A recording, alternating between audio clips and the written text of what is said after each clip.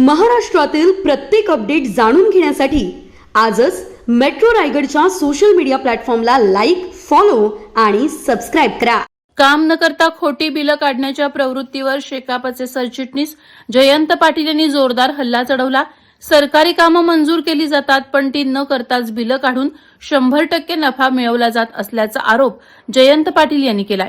रायगडात काही लोकांनी काम न करता बिलं काढण्याचा सपाटा लावलाय. त्याच्या मुळाशी जाऊन ही प्रवृत्ती नष्ट करणार असल्याचं जयंत पाटील यांनी सांगितलं.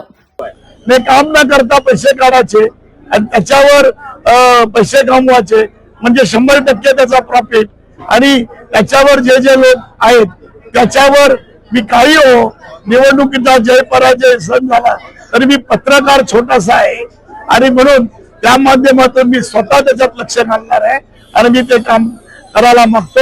या जिल्ह्यामध्ये खोटी बिलं काढण्याचा जो सपाटा चालू आहे की काम न करता पैसे घ्यायचा, त्याच्या मुळापासून त्याला नष्ट कसं करता येईल हे काम मी करायला मागतो.